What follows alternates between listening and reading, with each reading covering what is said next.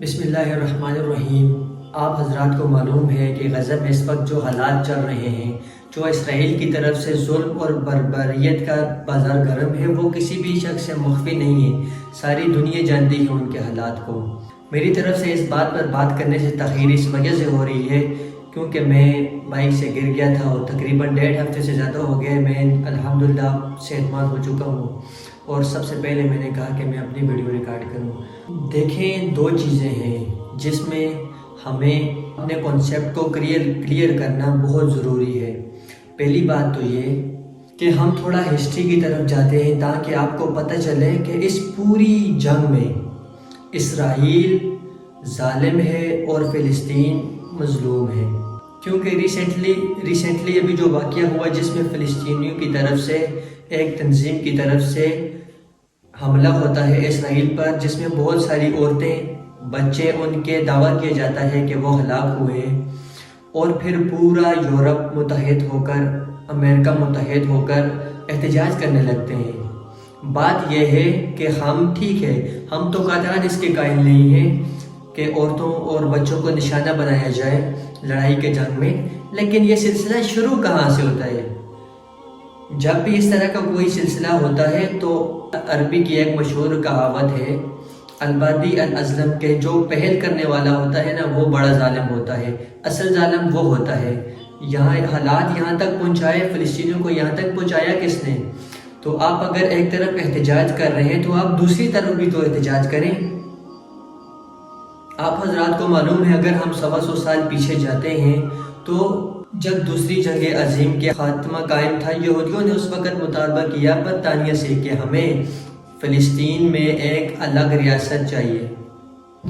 یہودی پوری دنیا میں ایک ریاست بنانا چاہتے تھے جس کے لیے وہ مختلف ملکوں کا انتخاب کیا، لیکن اس پر اتفاق نہ ہو سکا۔ تو یہودیوں میں جو زیادہ شاطر دماغ تھے انہوں نے کہا کہ اگر ہم اس میں مذہبی تڑکا لگا لیں اور قوم کو مذہب کے نام پر جمع شروع کر دیں، مذہب ایک ایسی چیز ہے جس کے بیس پر لوگ اکٹھے ہو جاتے ہیں۔ یہودیوں نے یہ نعرہ لگایا کہ یہودیوں کا قبلہ رہا ہے اور وہاں سے ہماری خلافتیں دنیا میں قائم ہوئی ہیں، لہٰذا وہ ہمارا ہے اور ہمیں وہاں جمع ہونا ہے۔ پوری دنیا میں کی جنگ عظیم کے بعد ایک امن پیدا ہونے لگا تھا، کہ خام میں ایک شوشہ چھوڑ دیا گیا کہ جی بیت المقدس میں یہودیوں کو لا کے آباد کیے جائے، اور اس کے پیچھے آباد کاری کے پیچھے منصوبہ یہ تھا کہ یہودی وہاں آ کر ایک الگ ریاست بنائے۔ آپ کو معلوم ہے کہ دنیا میں کوئی کنٹری اس کی اجازت نہیں دیتا کہ آپ کسی بھی کنٹری میں جا کر آباد ہونا شروع کر دیں اور وہاں پر آپ کی نیت یہ ہو کہ میں وہاں ایک الگ ریاست بناؤں گا۔ دنیا میں آج بھی کوئی کنٹری اس کی پرمیشن آپ کو قطعاً کسی صورت بھی نہیں دے گا۔ اس کے لیے برطانیہ کا سہارا لیا گیا۔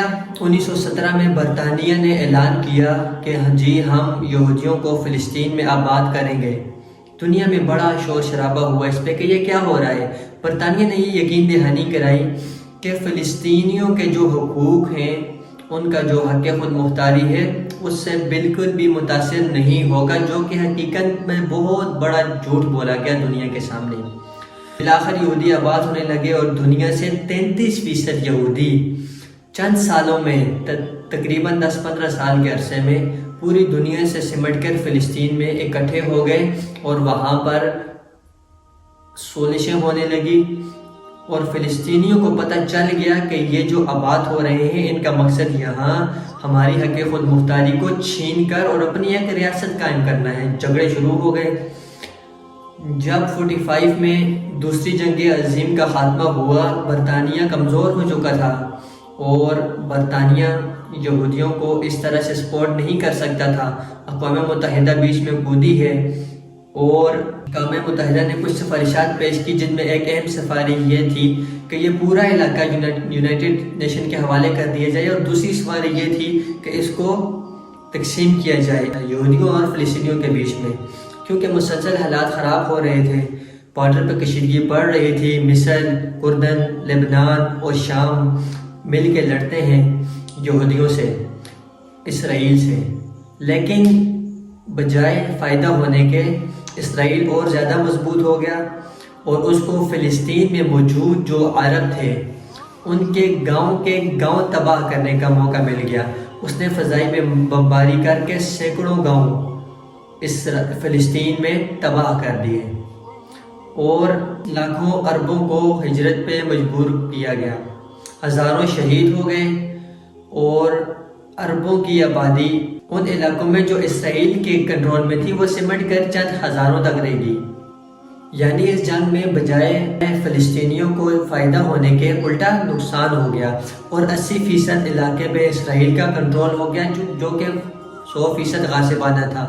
یعنی یہ وہ 80% تھا جو اقوام متحدہ نے بھی یعنی اس کی اجازت نہیں دی تھی، اس کی سفارشات جو پیش کی تھی اس کے بھی خلاف تھا یہ 80% علاقے میں، اور 20% علاقے میں جس کو غزہ کہا جاتا ہے اور آج نقشے میں اس کو ویسٹ بینک سے تعبیر کیا جاتا ہے، یہ علاقہ اردن اور مصر کے پاس چلا گیا۔ 67 میں بہت بڑی وار ہوئی، آپ سب کو معلوم ہوگا۔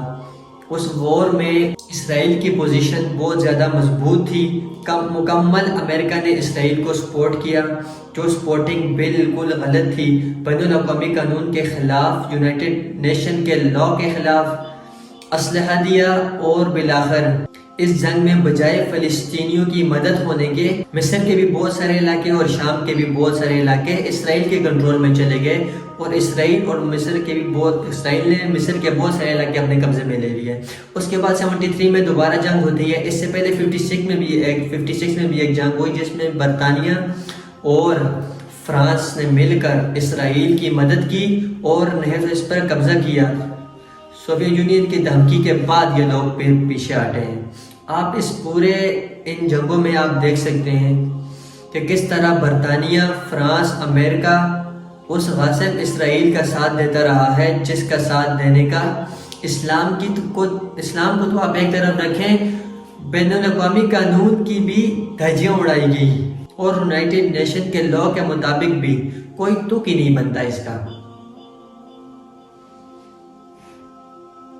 اس کے بعد لڑائی ہوتی ہے جی 73 میں۔ مصر نے کوشش کی کہ اپنے جو مقبوضہ علاقے ہیں ان کو اسرائیل سے آزاد کرایا جائے، لیکن یہاں بھی مصر اور شام کی پوزیشن کمزور ہو گئی اور اسرائیل بہت پاورفل تھا، لیکن اللہ جزائے خیر دے سعودیہ عرب کے بادشاہ شاہ فیصل شہید رحمۃ اللہ علیہ کو، کہ شاہ فیصل شہید نے عرب ممالک کے ساتھ مل کر پالیسی بنائی اور بالآخر انہوں نے مغربی دنیا کو جو تیل جاتا تھا یورپ اور امریکہ کو، اس تیل کی سپلائی بند کر دی گئی، جس کی وجہ سے اسرائیل بہت مضبوط ہونے کے باوجود بھی کمزور ہو گیا۔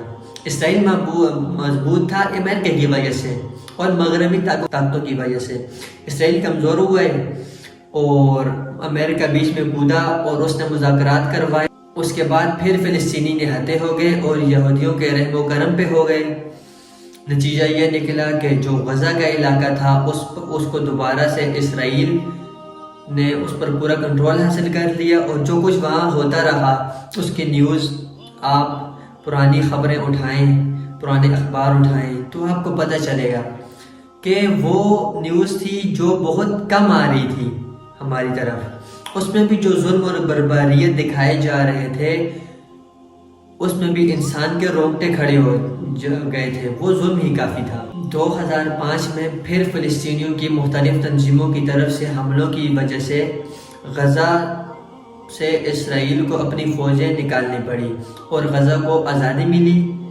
2006 میں الیکشن ہوئے، حماس وہاں پہ کامیاب ہوتی ہے اور الیکشن میں، لیکن اسرائیل نے اور امریکہ نے حماس کو دہشت گرد تنظیم قرار دے کر اس کی ریاست کو ماننے سے انکار کر دیا۔ اس کے بعد پھر لڑائی ہوتی رہی۔ آپ کو معلوم ہے 2021 میں رمضان میں جو کچھ اسرائیل نے کیا، نہتے فلسطینیوں پہ مسجد میں کس طرح سے فائرنگ کی گئی اور بچوں کو اور عورتوں کو کس طریقے سے شہید کیا گیا۔ یہ جھگڑے چل رہے ہیں اور بارڈر پر الگ سے کشیدگی ہے اور اس پہ یہ بات واقعہ ہمارے سامنے آیا۔ اور اس کے بعد اب جو غزہ پر جو بمباری ہو رہی ہے، 1.1 ملین لوگ، 11 لاکھ لوگ ہیں جن کو 24 گھنٹے کا الٹیمیٹم دیا جاتا ہے کہ وہ علاقہ چھوڑ کر چلے جائیں، جبکہ مصر کا بارڈر بھی بند ہے، اور چاروں طرف سے بارڈر سے نکلنے کا ان کے پاس کوئی راستہ ہی نہیں ہے۔ ان کو حکم دیا جاتا ہے کہ جنوب کی طرف چلے جائیں۔ آپ سوچیں کہ 11 لاکھ کی آبادی ہے جو 20 گھنٹوں کے اندر اپنی دفاع کیسے کر سکتی ہے، اور پھر وہاں جو بمباری ہوئی ہے، تو BBC کے نیوز کے مطابق جو پورے کے پورے خاندان تباہ کر دیے گئے ہیں۔ پرسوں میں BBC کی نیوز سن رہا تھا کہ BBC نے بتایا کہ ایک شخص کا انٹرویو لیا جا رہا ہے جس نے بتایا کہ اس مکان کے اندر میرا پورا خاندان تباہ و برباد ہو چکا ہے بم گرنے کی وجہ سے۔ آپ بتائیے، جب مغربی میڈیا یہ کچھ بتا رہا ہے تو حقائق تو اس سے 10 گنا شاید زیادہ ہوں۔ آج پوری دنیا خاموش ہے۔ کس طرح سے بھرپور احتجاج ہونا چاہیے، وہ احتجاج نہیں ہو رہا۔ میں وہی بات کر سکتا ہوں جو اس وقت دیگر مذہبی اسکالرز کر رہے ہیں کہ دیکھیں، اس وقت ہمیں ایک دوسرے کے لعن طعن بالکل بھی مت کریں۔ ہم یہ نہیں کر رہے، وہ یہ نہیں کر رہا، وہ فلانا ایسا ہے، فلانا ویسا ہے۔ یہ طریقہ اس وقت بہت غلط ہے۔ ہم یہ دیکھیں کہ میں کیا کر سکتا ہوں۔ سب سے پہلے تو ہماری ذمہ داری ہے کہ ہم سوشل میڈیا پر بھرپور طریقے سے اپنا احتجاج ریکارڈ کروائیں کہ یہ غلط ہے، اس جنگ کو روکنے کی کوشش کی جائے۔ ہم اس ظلم میں کبھی اسرائیل کو سپورٹ نہیں کر سکتے اور اسرائیل کے ہم مخالفت کریں گے۔ اور میں آپ کی اطلاع کے لیے عرض کروں کہ الحمدللہ سارے یہودی بھی اس وقت اسرائیل کے ساتھ نہیں ہیں۔ بہت سے لوگ ایسے ہیں کہ انسانیت کے ناطے، انسانیت کے رشتے کو وہ جانتے ہیں، ان کے سینوں میں بھی دل ہے۔ بہت سے یہودی بھی اس وقت اسرائیل کے خلاف ہیں۔ تو ہمیں متحد، جیسے یورپ اس وقت متحد ہو گیا اور اسرائیل کو سپورٹ کر رہا ہے، ایسے ہی ہمیں بھی متحد ہونا پڑے گا۔ ان تمام طاقتوں کے خلاف احتجاج ریکارڈ کروانا پڑے گا جو اس وقت اسرائیل کا ساتھ دے رہی ہے۔ اور ہمیں دوسرے نمبر پر اپنے حکمرانوں پر دباؤ ڈالنا ہے احتجاج کر کے، سوشل میڈیا پہ احتجاج ریکارڈ کروا کے کہ ہمارے حکمران اس وقت جتنی بھی فلسطینیوں کی مدد کر سکتے ہیں وہ کریں۔ دیکھیں، اس وقت اسلامی ملکوں کے پاس بہت بڑا المیہ یہ ہے اور یہ بہت بڑی سازش کے تحت یہ کیا گیا ہے کہ جو ملک فوجی لحاظ سے پاورفل تھے، جو اسرائیل کو آنکھیں دکھا سکتے تھے، یا تو ان کی فوجی طاقت کو ختم کر دیا گیا ہے یا پھر اکنومیکلی ان کو تباہ و برباد کر دیا گیا ہے، جس میں لیبیا کی مثال آپ کے سامنے ہے، عراق کی مثال آپ کے سامنے ہے، شام کی مثال آپ کے سامنے ہے، وہاں کیا خانہ جنگی ہو رہی ہے، اور پاکستان کی مثال تو آپ کے سامنے ہے کہ مضبوط فوج ہے لیکن اکنومیکلی بالکل کھوکھلا کر دیا گیا ہے۔ تو ایک بین الاقوامی ایجنڈا ہے جس کا اسلامی کنٹریز حصہ بن رہی ہیں، اور جن ملکوں کے پاس اکنومیکلی وہ بہت مضبوط ہیں، ان کے پاس بھی مضبوط فوج نہیں ہے۔ یہ ایک بہت بڑا المیہ ہے اور یہ بین الاقوامی ایجنڈا تھا جس کے تحت یہ سب کچھ کیا گیا، اور اس کے پیچھے بنیادی مقصد شاید اسرائیل کو مضبوط کرنا ہی تھا۔ اب ہماری یہ ذمہ داری ہے کہ ہم بھرپور احتجاج ریکارڈ کروائیں، ہم اپنے حکمرانوں میں دباؤ ڈالیں کہ دیکھیں، جو ریاست کی طرف سے جو آفیشیلی احتجاج ہوتا ہے وہ پاورفل ہوتا ہے، اس کو پوری دنیا سنتی ہے۔ ہمارے جتنے بھی اسلامی کنٹریز ہیں، بلکہ بہت سے غیر مسلم کنٹریز بھی ایسے ہیں جو اسرائیل کو نہیں مانتے۔ اس وقت دنیا میں 20 یا 22 ممالک ایسے ہیں جنہوں نے ابھی تک اسرائیل یہودیوں کو تسلیم کیا ہی نہیں ہے، جن میں کچھ غیر مسلم کنٹری بھی ہیں۔